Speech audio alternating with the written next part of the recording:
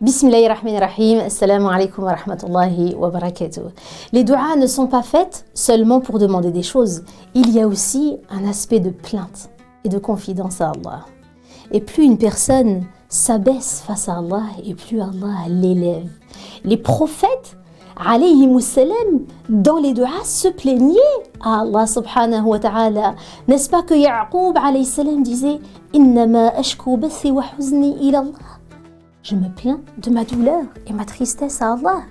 C'est un aspect où on va manifester notre humilité, notre besoin face à Allah subhanahu wa ta'ala. Même le prophète sallallahu alayhi wa sallam, lorsqu'il invoquait Allah subhanahu wa ta'ala, ce n'était pas seulement pour lui demander des choses, mais lui aussi se plaignait à Allah subhanahu wa ta'ala à travers les du'as. Lorsqu'il dit « Oh Allah, je me plains à toi de la faiblesse de ma force, de mon manque de moyens et du mépris des gens envers moi. Ya Allah, toi le plus miséricordieux des miséricordieux, tu es le Seigneur des opprimés et tu es mon Seigneur. À qui me confies-tu, Ya Rab? À un étranger qui me traite durement ou à un ennemi à qui tu as donné pouvoir sur moi? Si tu n'es pas en colère contre moi, je ne me soucie de rien, mais ta protection est plus vaste pour moi. Allahumma inni ashku ilayka da'fa quwwati wa qillata hilyati wa hawani 'ala an-nas ya arhamar rahimin. C'est ainsi que Nabi sallallahu alayhi wa sallam cherchait du réconfort tout simplement dans les du'as auprès de son Seigneur.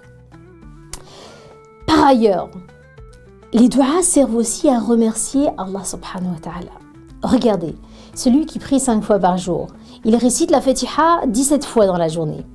Et avant de demander à Allah subhanahu wa ta'ala de nous guider vers le droit chemin, avant de dire Ihdina sirat al-mustaqim, sirat al-ladhina an'amta alayhim, ila akhir al-aya, que fait-on? Eh bien, on remercie Allah subhanahu wa ta'ala. Et oui, on commence la Fatiha par Alhamdulillahi Rabbil Alamin. On commence Suratul Fatiha avec des louanges à Allah, avec des remerciements. C'est l'attitude que nous devons tous avoir envers Allah subhanahu wa ta'ala. Donc on le remercie lorsqu'il exauce nos du'as, mais on oublie de le remercier aussi pour tous les bienfaits dont il nous comble.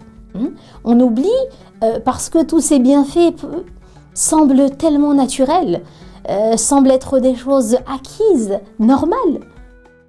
Le fait d'avoir un toit par exemple, d'avoir la sécurité, d'avoir de quoi se nourrir, d'avoir de quoi manger, d'avoir une famille, d'avoir nos 5 sens, de pouvoir voir, de pouvoir parler, de pouvoir entendre, de pouvoir sentir.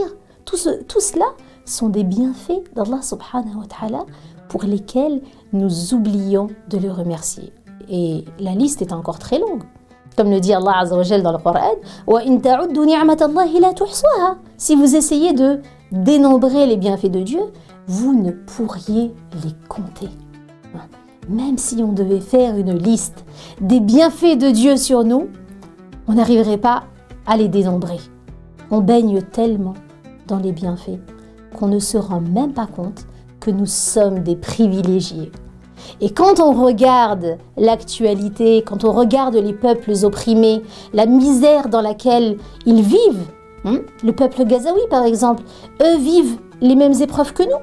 Le divorce, la maladie, les problèmes avec les enfants, le chômage, les dettes, les décès, etc. Mais en plus de ça, ils n'ont pas tous les bienfaits dont nous bénéficions. Ils n'ont pas de toit, pas de sécurité. Ils n'ont pas la chance d'avoir tous les membres de leur famille. Ils n'ont pas à manger, à boire. Ils ont tout perdu, sauf leur foi bien entendu. Donc quand on réfléchit un peu, on se rend compte que mine de rien, nous sommes des serviteurs gâtés. Pour y gâter, si je puis me le permettre. Mais nous voyons seulement les choses que nous avons demandées à Allah et que nous n'avons pas. Par ailleurs, on a cité quelques bienfaits, mais que dire du plus grand bienfait, à savoir la foi. Allah Azza wa Jal nous a honorés avec la foi. Nous n'avons pas la foi parce que nous sommes des personnes extraordinaires, qui ont cherché la vérité, y sont parvenus, etc. Nous avons la foi avant tout, parce que c'est Allah qui guide qui il veut.